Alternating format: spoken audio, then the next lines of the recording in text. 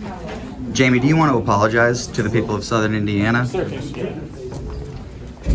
you want to say anything about the state of EMS service in Clark and Floyd County?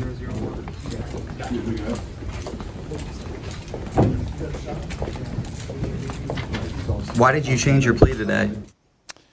Silent but guilty. The dramatic moments in the hallway. That's our Travis Breeze asking the questions of the former Clark County, Indiana Sheriff Jamey Noel in a matter of minutes, admitting that he did it. The wide-scale public corruption that involved high-end vacations, college tuition spending, new suits and cigars, and antique cars. It's our top story at 6. Hello, everybody, and thank you very much for joining us. We have in-depth coverage for you coming up. A story we've been following closely since his arrest in 2023. Jamey Noel's misuse of company money, leading to at least 4 arrests and more than 60 search warrants from Indiana State Police investigators. Well, he wasn't the only person in court today, as the net of arrests widened just last Friday.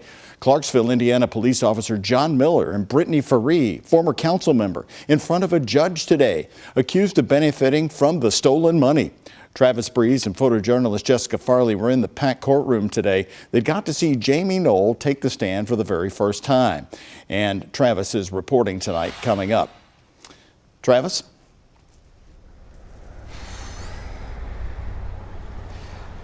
Doug, Jamey Noel pleaded guilty to 27 out of 31 counts, and he pleaded guilty to all of the tax evasion and theft charges. It could mean up to 15 years in prison if Judge Larry Medlock accepts this deal. 22 shipping containers in excess of $25,000.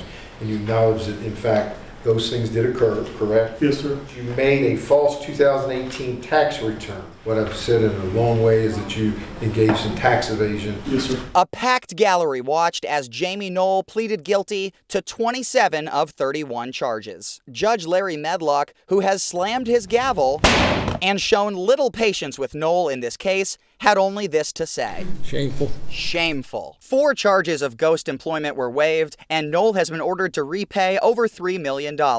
It was the only time Jamey Noel has taken the stand, and Special Prosecutor Rick Hurdle asked him a few simple questions. You know you don't have to plead guilty to anything today? Yes, sir. More of that. It's your choice? Yes, sir. You're pleading guilty because you committed these crimes? Yes, sir. Misty Noel and his daughters were not in the courtroom for his guilty plea. Hurdle afterwards said he was proud of a 15-year sentence. And then you're saying, Hurdle, what are you doing? He pled guilty to all these. Why can't you just stack, stack, and stack?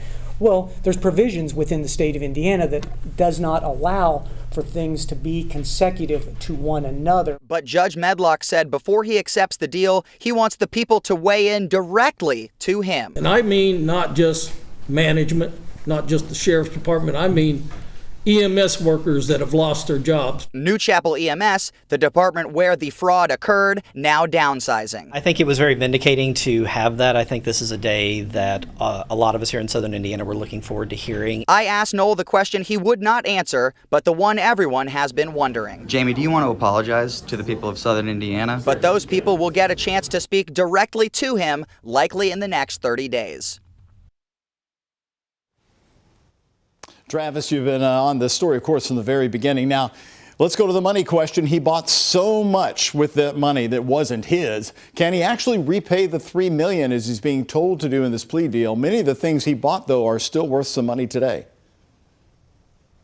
Doug, I think you could say, as of this newscast, he probably couldn't repay all that $3 million in restitution. But in a separate hearing for the civil case, the Attorney General's lawsuit, his attorney, Larry Wilder, told the lawyers for the AG's office that they are working to unfreeze those assets and liquidate them so that he can pay this restitution. So we basically have the criminal case and the civil case going on at the same time, both wanting some of that money, but they're going to need to free up those assets and let him liquidate them in order for the restitution to be paid, Doug.